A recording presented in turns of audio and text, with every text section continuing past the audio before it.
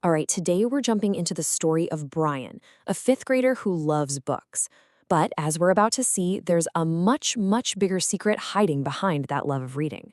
This isn't just a tale about hitting the books, it's about how this quiet kid discovers a strength he never knew he had and steps up to become a hero.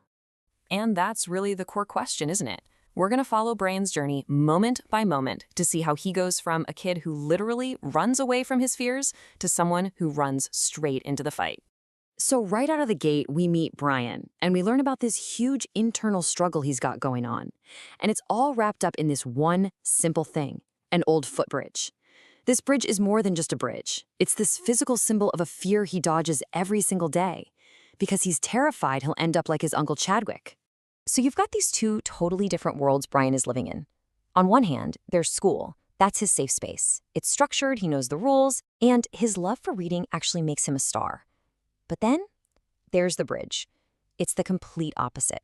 It's this messy, scary thing, a responsibility he knows he should face, but he just doesn't. Okay, so every hero's story needs that one moment where their normal world gets completely turned upside down. For Brian, that moment comes in the form of a substitute teacher, Mr. Dyer. The guy is just weird. He's described as off-putting, not because he's mean, but because he's got this vibe, and he knows things he has no business knowing, like Brian's gnome and what books he's into. And this is the thing that sets it all in motion. Mr. Dyer doesn't just give him homework. He hands him this ancient-looking, one-of-a-kind book.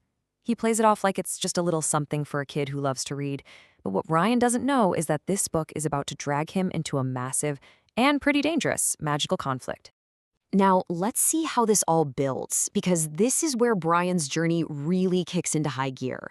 The fantasy world from that old book? Yeah, it's about to start spilling over into his reality. His quiet life is going to get very, very loud. So his first test is, just a casual dragon in the woods. And at first, yeah, he's terrified. Who wouldn't be? But then something else clicks inside him. When the dragon starts just tearing up the forest for no reason, Brian's fear just morphs into this raw anger. He actually yells at it, throws a rock, and then everything goes black. This line right here, this is a huge deal. This is the first time we see this kid, the one who hated having to talk, just find his voice. And it's not some little squeak, it's a roar, totally fueled by this protective fury. So, if you thought the dragon was bad, the second trial takes it to a whole new level. This isn't happening in the woods anymore. This is in his house, his sanctuary. And when the ogre smashes his family portrait, it gets super personal. That's the trigger. Once again, terror turns to pure rage, and he just fights back, screaming, "Get out of my house!" Okay, so after a dragon and an ogre, Brian is, understandably convinced this book is cursed. He decides enough is enough, and he goes to confront Mr. Dyer. And this, right here, is the big turning point, where Brian finally gets some answers about what in the world is going on. And this is where Mr. Dyer just completely flips the script on him. He asks Brian to forget everything he thought he knew about that simple nickname. He asks him, what does it really mean to be a bookworm? And here it is, the big reveal. Turns out being a bookworm isn't just about loving books. It's a title. Brian is part of this ancient line of magical guardians who can literally sense the border between our world and the world of chaos. Their job is to be defenders. And all that reading, that's not a hobby, it's research. It's how they study their enemies. And then Mr. Dyer lays out just how high the stakes are.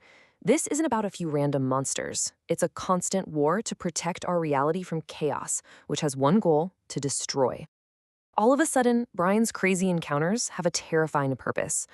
So, with all this mind-blowing information, Brian has a sudden light bulb moment.